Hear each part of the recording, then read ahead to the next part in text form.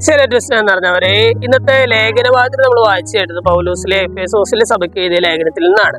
ഇവിടെ ഒരു പറ്റം ഉപദേശങ്ങളാണ് നമ്മൾ വായിച്ചു കേൾക്കുന്നത്. കുട്ടികൾക്കുള്ള ഉപദേശങ്ങളുണ്ട്, മാതാപിതാക്കൾക്കുള്ള ഉപദേശങ്ങളുണ്ട്, ദാസന്മാർക്കുള്ള ഉപദേശങ്ങളുണ്ട്.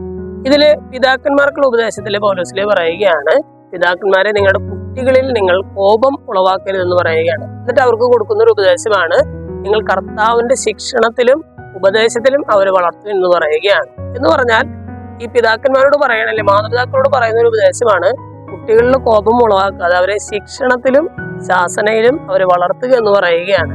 അങ്ങനെ നിങ്ങൾക്ക് നൽകിയ മക്കളെ ദൈവം ആഗ്രഹിക്കുന്ന രീതിയിൽ വളർത്തിക്കൊണ്ടുവരാനായിട്ട് പൗലോസിലെ പറയുകയാണ്. ഇന്നത്തെ സുവിശേഷത്തിലേക്ക് നമ്മൾ വരുമ്പോൾ സബദീപുത്രന്മാരുടെ അമ്മ വന്നിട്ട് ഈശോയോട് പറയുന്ന ഒരു രംഗമുണ്ട്. മക്കൾക്ക് ഉയർച്ച ഉണ്ടാകാനായിട്ട് ആഗ്രഹിക്കുന്ന ഒരു അമ്മ ഈശോയോട് മക്കൾക്ക് വേണ്ടിയുള്ള തന്റെ ഒരു ആഗ്രഹം പറയുകയാണ്. തന്റെ മക്കള് ഈശോയുടെ മഹത്വത്തിൽ വരുമ്പോൾ ഇടതും വലതും ഇരിക്കണം എന്നുള്ളൊരു ആഗ്രഹം പറയുന്നു. അപ്പൊ ഈശോ പറയുകയാണ്, ദൈവത്തിന്റെ ഹിതമനുസരിച്ച് അത് നിങ്ങൾക്ക് നൽകപ്പെടും എന്ന് പറയുകയാണ്.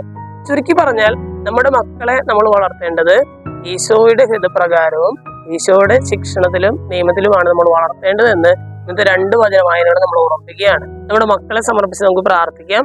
അതുപോലെ തന്നെ ഇന്നത്തെ വചനഭാഗം വായിച്ചു കഴിയുമ്പോൾ മക്കളെ നല്ല രീതിയിൽ വളർത്തിക്കൊണ്ടുവരാനുള്ള ഒരു കൃപയ്ക്കായിട്ട് നമുക്ക് പ്രാർത്ഥിക്കുകയും ചെയ്യാം. ദൈവം നമ്മെല്ലാവരെയും സമൃദ്ധമായിട്ട് അനുഗ്രഹിക്കും.